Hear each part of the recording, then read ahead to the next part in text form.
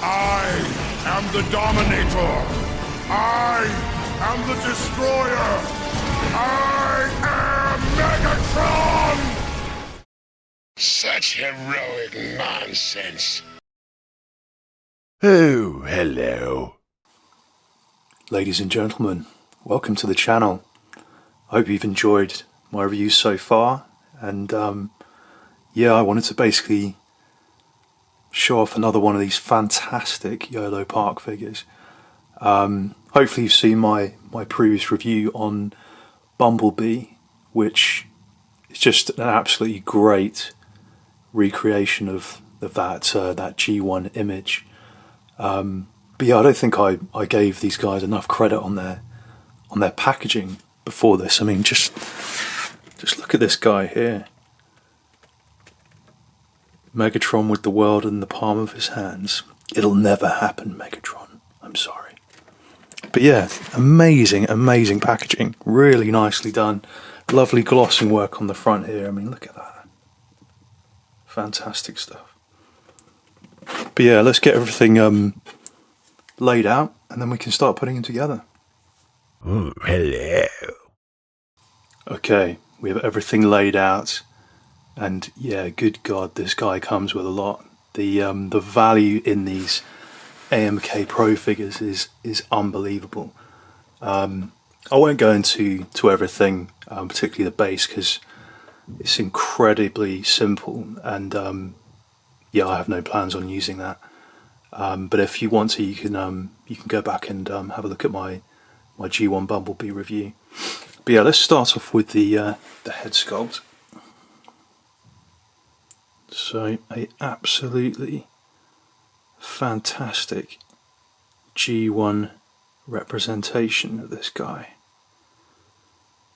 Not such a fan of the paintwork or the wear that they've done on this, but I'll go into that later. But yeah, because he hasn't got this chin piece like Bumblebee has, really straightforward to change them over. You just pop them off, pop the faceplate off. And what's quite a nice touch is that all of the faces have got their own red eyes installed, so no need to worry about swapping that over. And then we put in my personal favourite.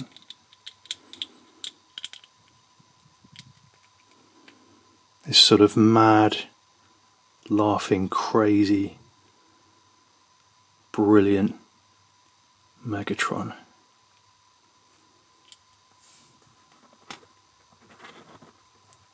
Another nice touch I liked as well is there are none of the static hands with this guy. You've just got the fully articulated hands, because there's just no need for the others. It was almost like a sort of packaging extra on the Bumblebee version. But yeah, you've got a nice bit of articulation on these guys. Not actually as good as the Bumblebee ones. Yeah, these three are fixed here, so you can get a good point out of him, but yeah, not quite as well articulated as the Bumblebee ones. But I guess this does show they have evolved quite a bit, these figures, and so they've just changed things over time. This is one of the early AMK Pro releases, but yeah, I think that was kind of a nice touch just to stick with the articulated ones. And then you get his Energon mace. No paintwork, but lots of movement. Tons of movement.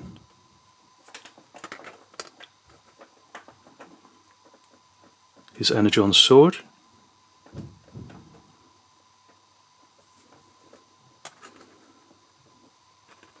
And then strangely, a battle damaged chest piece, but no battle damaged head sculpt. So I'm not sure why you would put the this piece on and not be able to recreate the scene from the original movie. It just seems like a bit of an odd choice from Yolopark there. But yeah, very nicely painted, very cool battle damage, but yeah, a bit of a strange choice for me. Plus, it's also not die cast as well. It's a bit of a wasted one there. So yeah, no thanks for me, Yolopark. And then let's just finally show off the key to Vector Sigma. Lovely weighted piece of die cast and very nicely painted in gold. Look at that. Beautiful. So yeah, let's get everything set up and put this guy together.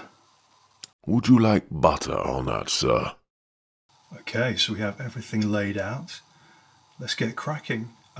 Just like with the Bumblebee figure, there are different tolerances for these joints, and so some of them you have to apply quite a bit of pressure. But yeah, I'm not sure why they didn't do this for the Bumblebee figure, but as you can see here, they've put nice little divots, little indents into the joints. So unlike with the Bumblebee figure, these guy's legs are not going to go anywhere. They are going to stay put. But yeah, let's get started. So first of all, let's bring in the head. Give it a nice bit of pressure.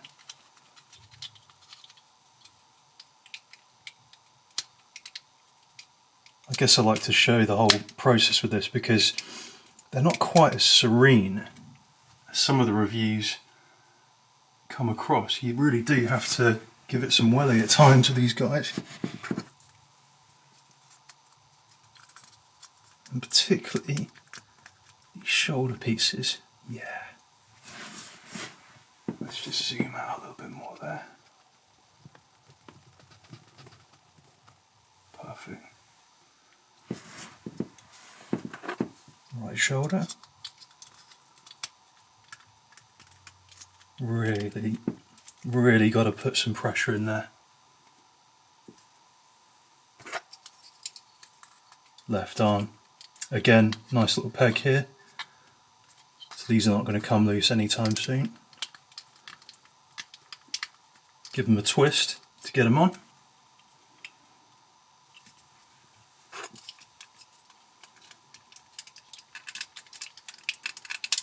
This one is a lot.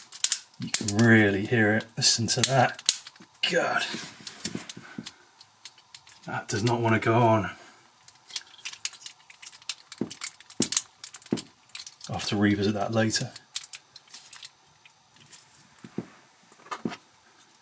And then left hand.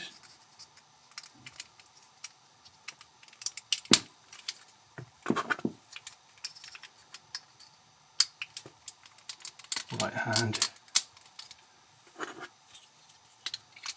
Like I say, give everything a nice twist as you're putting it in, because it's going to go in that little bit easier. But you can really hear some of these guys love to creak. It's a mixed self-experience with these things. But yeah, these are actually not going on too badly now. Let's just see the last one. Yeah, that one's a bit tougher.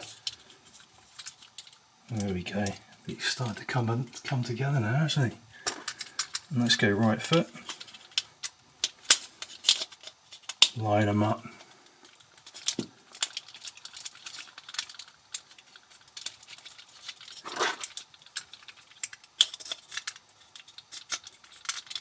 Left foot. God. Slight QC issue there as well. Nice ankle tilt, but doesn't like to go in. Oh, there we go. Okay, that's the main body together. So let's just install, just on the back here, put the barrel in.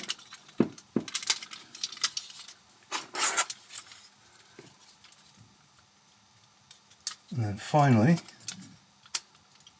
this fusion cannon, which is going to fight me now, isn't it? There we go.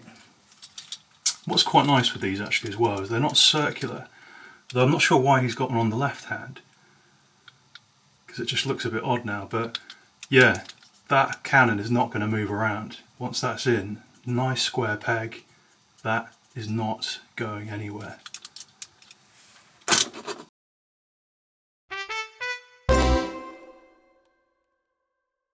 Okay, and here we have G1 Megatron fully assembled in his, I was going to say robot mode there, but this guy does not transform. His only mode of this very rusty, funny figure. Yeah, it's a bit of a mixed bag with this guy. Not really sure what to make of it. That right elbow joint was horrendous. Like, really is like squeaky as hell to get in place. I feel like I would have maybe liked this figure more if I'd bought it when it first came out a couple of years ago, but ever since now the other AMK Pro figures have come out, I think they've gradually improved them. Like G1 Bumblebee being like a vast improvement on this. It's just a really strange paint scheme to choose for Megatron. I don't recall him ever being rusty, apart from that episode in the original cartoon where he gets a rust disease. I don't know why they would put this kind of weird rust all over him. You know, generally he was a very sort of proud, arrogant character. It wouldn't be something I would imagine Megatron doing, was kind of rusting away. So yeah, it's a very strange choice from Yolopark to sort of paint him this way. And he's a bit, I don't know if you can hear that, but he's a bit of a wobbly, floppy mess, this guy too. Just not sold. Not sold with him. If I bring in my Studio Series 86 Megatron, they are not a million miles away from each other in height, and this guy just feels so much more solid, so much better built. Obviously, you know, granted he hasn't got the paintwork that this guy has, but this is just, yeah, it's just not right. Proportionally, he looks a bit odd as well. They've chosen almost like an extreme, like reimagining of this sort of G1 masterpiece look. So his shoulders kind of look a bit out of proportion, and his chest looks too small. He just doesn't look quite right. It's probably me just being overly picky on this. But I would love to have seen like a gleaming Megatron, like we saw. You know, you can put chips on him, but you know, like we saw with Bumblebee, you know, him shining like a lovely silver shining Megatron. But yeah, whereas this is just kind of like, he looks a bit dishevelled, a bit run down, like it's the diseased Megatron from the original cartoon. It doesn't seem like a G1 AMK Pro figure. Yeah, not really for me, I don't think. But to finish on a positive, I mean, that head sculpt is absolutely great, and if I could find a way to move that over to Studio Series 86 or other figures, I will certainly be trying. But yeah, nice effort, you know, to put the paint on there. Some great sort of angry alternative facial expressions. And actually, yeah, I guess I'll show you this one. I do like the way the cannon extends out. That's quite cool. So he's almost got like a sort of sniper mode on there. Decent articulation. So the arms can do a full 360. He's also got a nice forward and backwards crunch, but obviously that's part of the flappy issue on that side. Decent articulated hands, but they actually really are no better than the Studio Series 86 ones. These three fingers are fused just like the other. And if anything, I feel like the Studio Series 86 ones are easier to pose. And then, can you do the full splits? Just about. Yeah. And then you can kick backwards, sorry, to about that far. Kick forwards to very high kick actually, and he's got that weird sort of deformed leg syndrome, so his leg kind of bends forward as well. And then amazing bend at the knee. But yeah, he's a bit dishevelled and dull. I hate to say it. Yeah, not a fan of this guy. Not a fan of this guy. Let me know in the comments if you guys feel the same, but yeah, a bit disappointed with him. Get yourself a Studio Series 86 Megatron. Okay, see you later, bye-bye.